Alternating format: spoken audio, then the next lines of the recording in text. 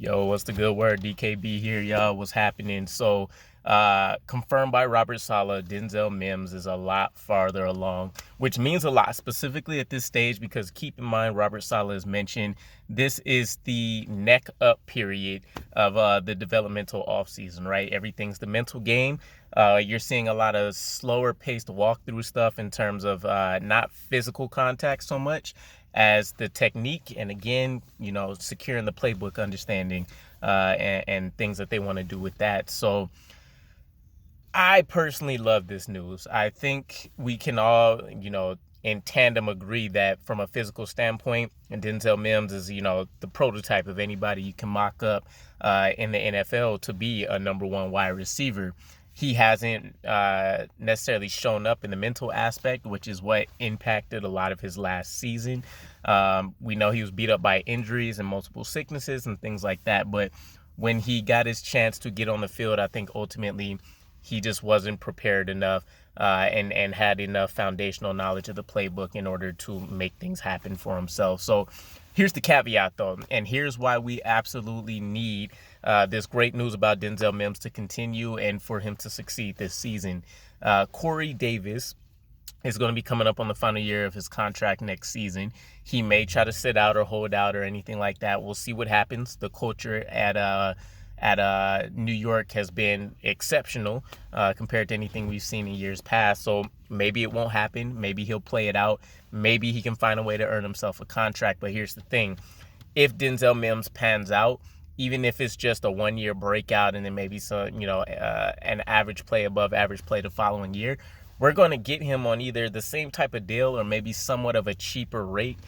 You can say if we re-up with Denzel Mims and he turns out to be something, rather than having to rely on a Corey Davis or pick up another veteran option again. So we're setting ourselves up to potentially take a look at Elijah Moore, Denzel Mims, Garrett Wilson combination as our three-headed, assault monster.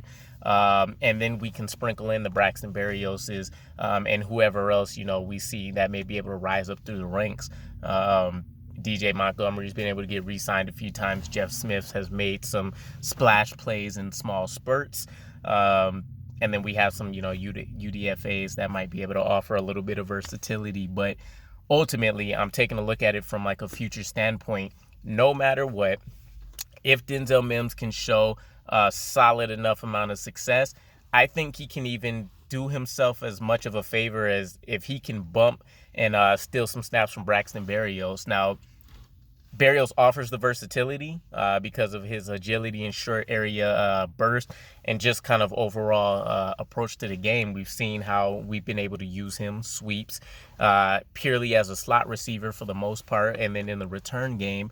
But if we can steal some of those snaps from him and, make our package Garrett Wilson, Denzel Mims, Corey Davis, Elijah Moore, some kind of combination of those four, it puts us in a much better position offensively. We can go large, taking a look at Corey Davis, Mims on the outside, Elijah Moore, Garrett Wilson working inside, maybe together, maybe just interchangeably.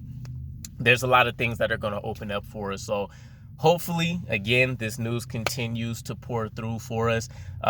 One of the things that I also like to pay attention to during this offseason is what it sounds like or what the indication is that they're working on. So not only was he praised for just his physical conditioning and, what he looks like coming into the OTAs, but they mentioned that he's working on, contested catch points and catches in traffic, essentially. So I think he wants to get back to that being kind of primarily where he dominates on tape, carrying 6 guys as we love to see that, beast moding it a little bit.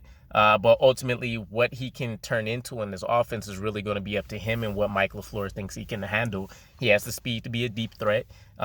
If he can work on his route running, he would be able to attack all 3 levels of the field. But ultimately, he's kind of being looked at as that possession, first down, chain mover kind of guy.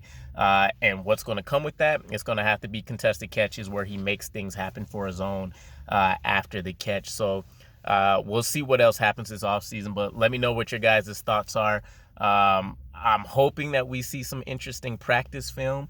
The only thing that I've seen so far is him kind of doing some footwork drills. that we've seen him doing with like Elijah Moore and the rest of the wide receivers.